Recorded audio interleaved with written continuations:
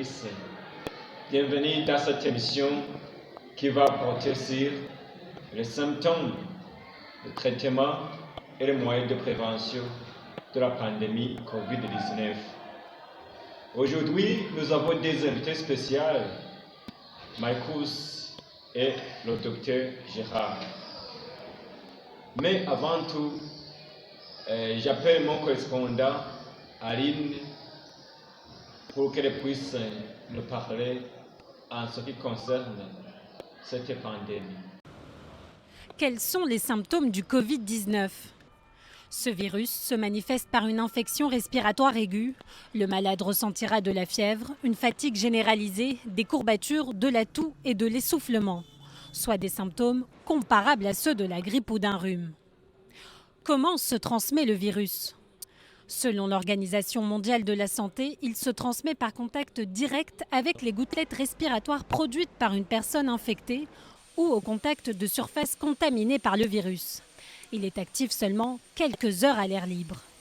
La durée d'incubation varie de 7 à 14 jours. Selon une étude chinoise, le Covid-19 s'avère être un virus bénin dans 4 cas sur 5 et mortel dans seulement 2,3% des cas.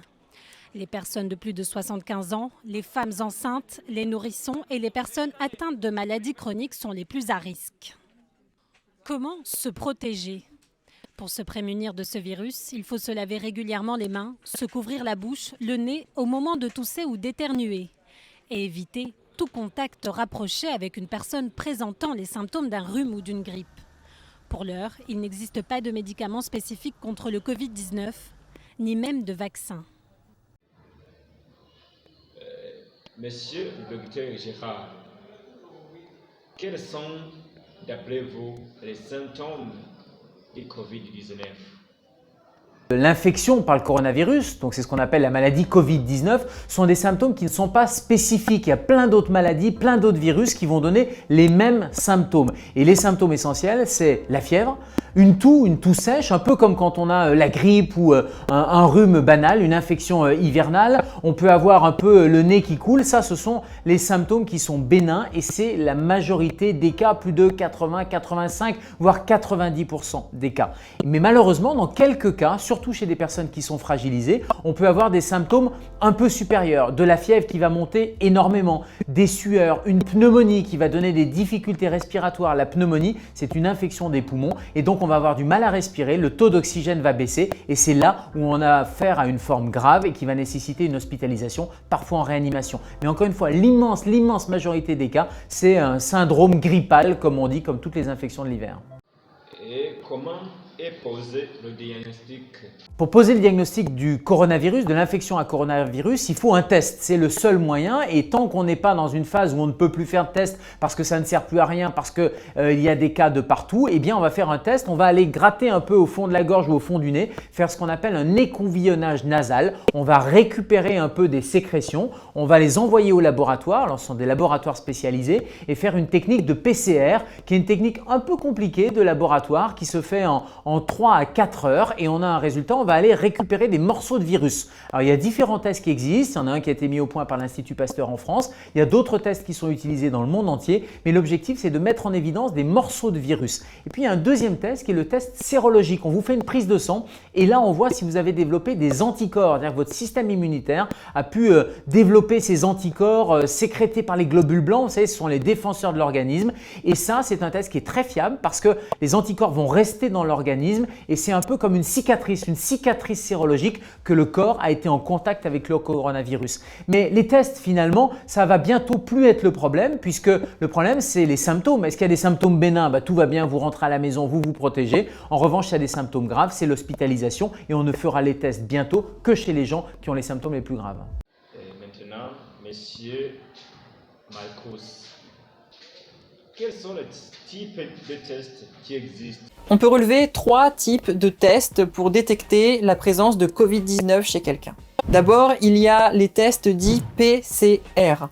Ce type de dépistage consiste à effectuer un prélèvement grâce à un coton-tige dans une narine ou dans la gorge. La technique consiste à dupliquer en grand nombre une petite séquence ADN afin d'y trouver ou non le code génétique du coronavirus. Et c'est pour cette raison qu'à l'heure actuelle, eh bien, ces tests PCR sont réservés soit au personnel soignant, soit à des personnes malades sous prescription. Le deuxième type de test est très attendu, ce sont les tests rapides. Comme leur nom l'indique, eh bien, ils ne prennent que quelques dizaines de minutes pour dépister Covid-19 chez quelqu'un. En fait, ce sont des kits automatisés qui ne nécessitent aucune manipulation en laboratoire et c'est pour ça qu'ils sont si rapides. Ils sont véritablement nécessaires si on souhaite mettre en place un dépistage beaucoup plus massif de la maladie en France. Et justement, eh bien, le ministre de la Santé a déclaré qu'on en avait commandé 5 millions. Enfin, il reste les tests sérologiques, mais ils interviendront un petit peu plus tard dans la crise. Ces tests reposent sur une prise de sang. Le but, c'est de détecter les anticorps produits par le corps pour se protéger contre la maladie, en l'occurrence pour se protéger contre Covid-19. Même en l'absence de symptômes, le corps va produire des anticorps et on va pouvoir les chercher. Donc de fait, les tests sérologiques permettent de se rendre compte de l'ampleur réelle de l'épidémie dans le pays, puisqu'on peut détecter les personnes symptomatiques et les personnes asymptomatiques avec un véritable degré de fidélité. Quel est le profil des malades aujourd'hui? Formes graves de Covid-19 qui vont mener au décès concernent principalement les personnes âgées de 65 ans ou plus, ou alors cela va concerner aussi des personnes atteintes de comorbidité. Alors la comorbidité, cela signifie qu'en plus d'être atteint par Covid-19, eh bien ces personnes ont au préalable une autre maladie ou alors une vulnérabilité. Par exemple, ça peut être une maladie cardiovasculaire, une maladie respiratoire ou une déficience du système immunitaire. Cela dit, les jeunes ne sont pas épargnés par Covid-19. Il y a énormément de cas graves et de personnes en réanimation chez des personnes d'une trentaine d'années, en tout cas chez des personnes de moins de 65 ans. Les adolescents et les enfants sont les personnes les moins touchées par Covid-19, mais malheureusement, il y a des exceptions. On en profite pour rappeler que respecter les gestes barrières et les règles pour limiter la propagation de l'épidémie, eh bien, ils servent aussi tout simplement à sauver des vies, justement. Chers auditeurs et auditrices, je vous remercie de m'avoir prêté l'oreille attentive et je voudrais porter mes remerciements à ces deux invités, Michael et Gérard, qui ont pu vraiment contribuer dans cette émission. Je vous remercie encore. À bientôt.